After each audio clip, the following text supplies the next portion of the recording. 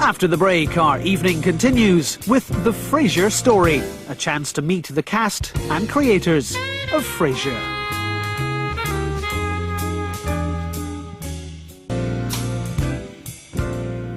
Now, a look at how Frasier came into being and how it currently reaches our screens.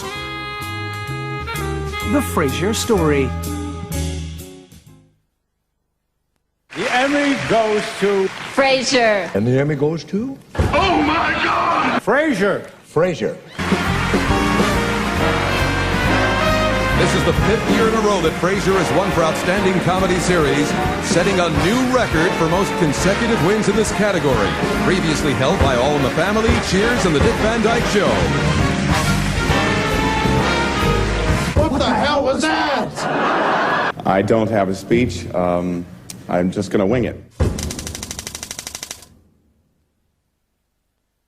I'm Dr. Frasier Crane. I'm sorry I startled you. Literally everyone came to the same conclusion. The character that could have a life beyond Cheers was Frasier Crane. Well, it's not you.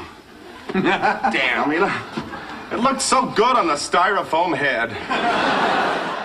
What our great concern was to look pale in comparison to Cheers. I tell you what, I feel like I found my calling. That's a wonderful feeling, isn't it? You know, I remember the first day I decided to go into the healing arts. Yeah, just the thought of helping my fellow man gave me a sense of purpose, a mission in life. Oh, surprise, surprise, Mrs. Davis. I had a bad childhood. Join the club, sister. And the track record for spin-offs was terrible, too, and so all those things were rolling through our mind and doing this, even though it felt good and all, we still weren't sure how it was going to be received. Very heavily.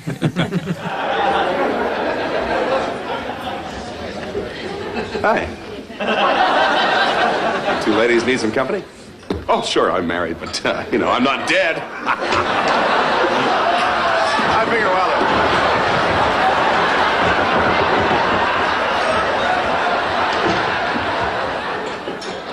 Lilith is here, isn't she? It was really obvious, very early on that Kelsey could do just about anything anyone wanted him to do. Oh, Frasier. We left Carla's present in the car. Oh, I'll get it. Hope I can remember where I parked the thing. I'm so inebriated with joy over this situation. Or else the sake made me crocky. Hey, nobody told me he was funny. Now you know why. That's his secret. Nobody knows that. He's funny. His timing is so incredible, and that he can say these incredibly long-winded speeches and keep them funny. That's hard. Sam, this may be rough going. Despite your vehement protests to the contrary, and with no intention of disparaging your sincerity, but Diane and I believe that you may still be suffering some emotional residue from the turbulent relationship you had with Diane. I'm sorry, Frasier. I must have dozed off for a paragraph. What was he saying? It's like anybody who performs comedy, it can't be taught.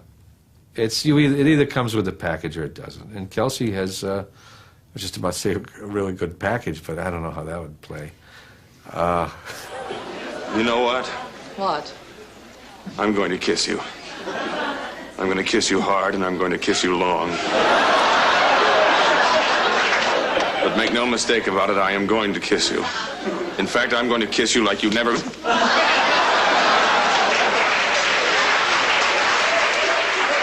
Yes, like that.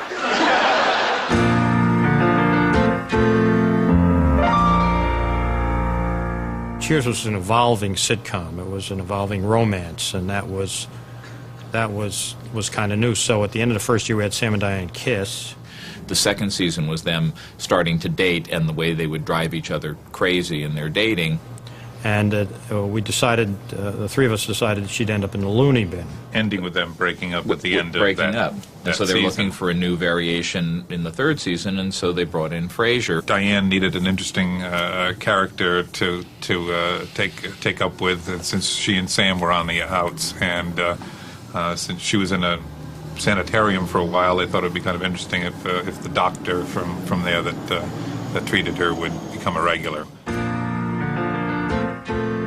after they came up with the character of Frasier Crane, I said, who do you want to play it?